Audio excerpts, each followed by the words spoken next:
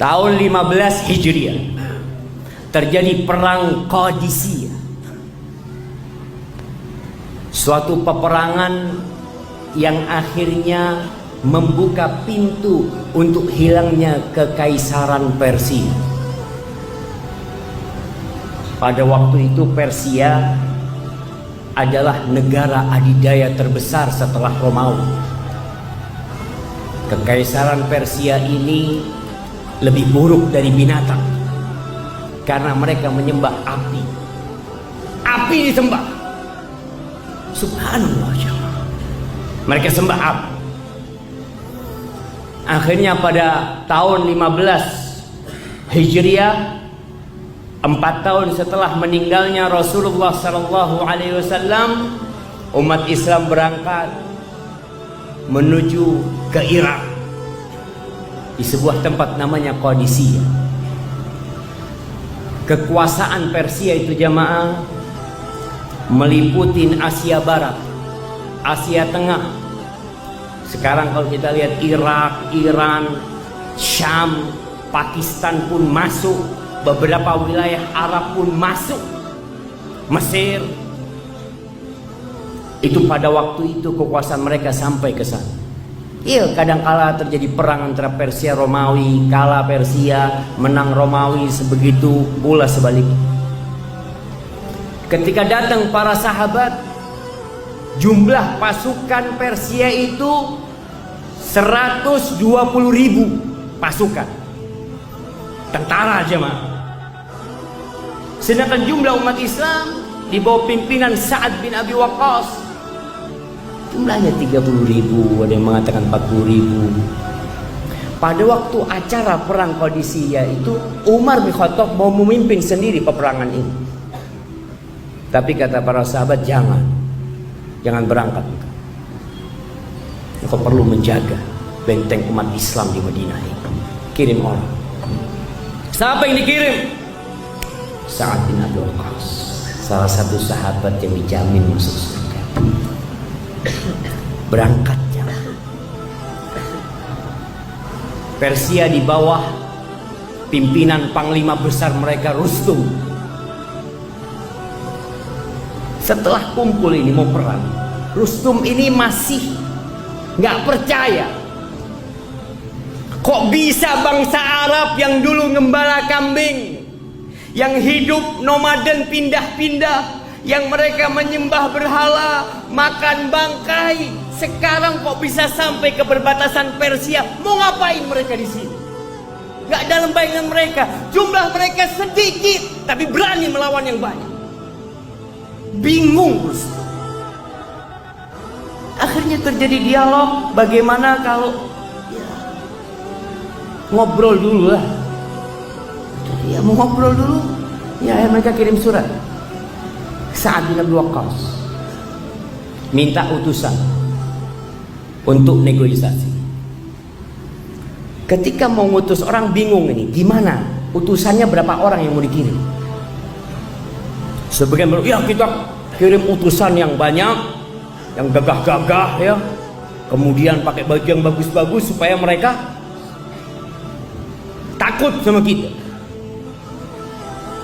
Kata Rib'i bin Amir, jangan. Kalau kita kirim ke mereka dengan pakaian yang bagus-bagus, dipikir kita mau cari dunia mereka nantinya. Jangan, sudah. Kirim anak aja. Rib'i bin Amir ini salah satu sayyid di antara kaumnya. Akhirnya kesepakatan, oke, Rib'i berangkat. Berangkat Rib'i ini naik kuda yang ekornya itu kecil ya. Pedangnya itu disebutkan dibungkus sama kain. Dia bawa tombak dia bawa perisai. Perisainya itu dari pelepah kurma. Antum bayangkan, bukan dari besi, dari pelepah kurma untuk menahan kalau ada panah-panahnya. Berangkat Rib'i bin Amir sama pedang sama tombaknya. Ketika dia sampai ke tendanya Rustum, besar tendanya. Dikatakan dari pintu tenda ke singgasananya Rustum ini mungkin 150 meter. Itu sampai ke tenda, dia lihat itu ternyata Rustum sudah menunjukkan kemewahan dia. Kursi-kursi dari emas, bantal-bantal dari emas ya. Itu yang namanya karpetnya, permadaninya dari sutra aja. Rib'i nggak ngurus ya. Itu kudanya diikat di antara dua bantal yang dari emas. Dia sobek kemudian diikat. Itu orang-orang lihat. Ketika mau masuk, senjatamu taruh keluar. Kata dia, yang ngundang ana siapa? Ana diundang atau ana mau datang sendiri? Kalau kiranya ana diundang, ana mau masuk dengan pakaian ana, dengan pedang ana. Tapi kalau kiranya enggak, ana mau pulang. Oh enggak, masuk. Lihat, dia tunjukkan kemuliaan dirinya dengan pakaian yang sederhana. Itu tombaknya jemaah, digunakan sebagai tongkat sama Rib'i untuk merobek permadani sutra itu. Dan semua tadi. Ketika dia sampai dekat sama Rustum, bingung dia mau duduk di mana karena semuanya sutra, emas. Muslim nggak boleh duduk di atas sutra, nggak boleh duduk di atas emas. Di mana duduk Rib'i? Di tanah. Duduk di tanah. Terjadi obrolan. Kenapa kau duduk di tanah? Iya. Kita nggak boleh duduk di atas perhiasan-perhiasan kalian ini. Oh. Maja abikum, kalian kenapa datang ke sini jauh-jauh dari Madinah jemaah ke Qadisiyah? Ngapain kalian? Apa kata dia? Laqad ibta'athana Allah. Kita ini diutus sama Allah. Linukhrijal ibad min ibadatil ibad ila ibadatillah. Kita ini diutus sama Allah untuk mengeluarkan manusia, hamba-hamba yang selama ini menyembah hamba juga, agar mereka menyembah Rabbullah, Rabbul ibad, Rabbul alamin, agar mereka menyembah Allah Jalla Jalaluh. Wa min jawril adyan ila adlil Islam. Kita diutus untuk mengeluarkan manusia dari kezaliman agama-agama yang ada menuju kepada keadilan Islam. Wa min dhiqid dunya ila sa'atid dunya wal akhirah.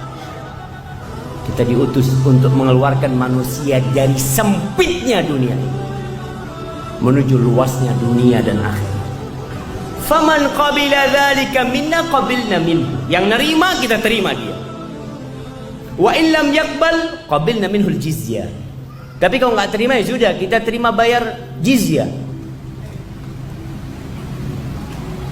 Bayar ya semacam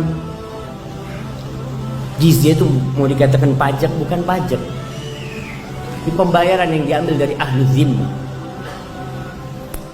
Wa in rafat qatalna hatta nadfar bin nasr.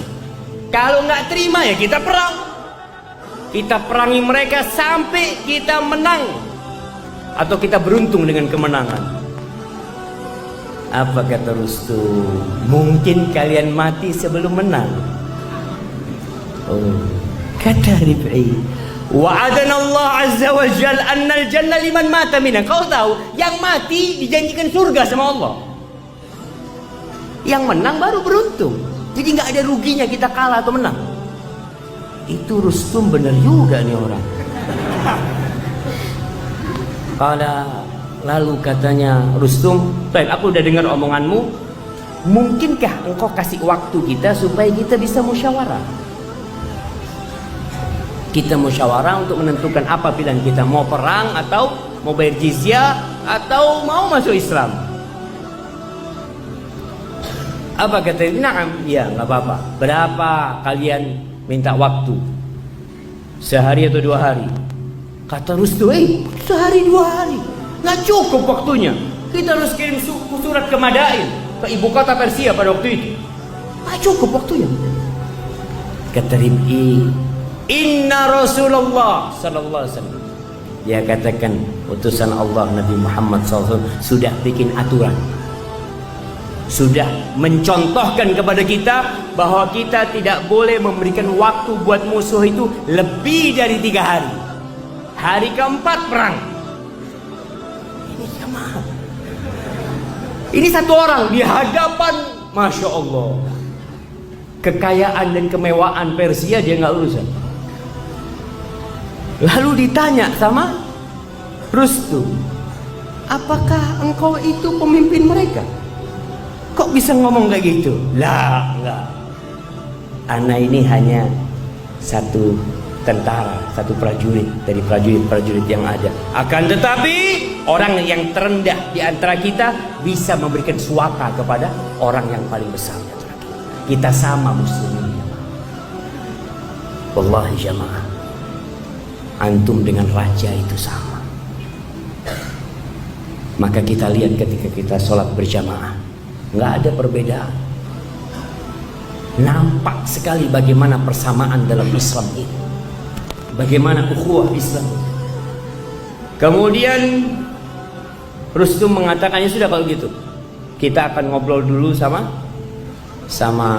menteri-menteri mereka ya, dengan konsultan-konsultan mereka. Dan pada akhirnya mereka menolak, dan Allah Azza wa Jalla memenangkan umat Islam atas mereka. Apa yang dibanggakan oleh Rib'i jemaah?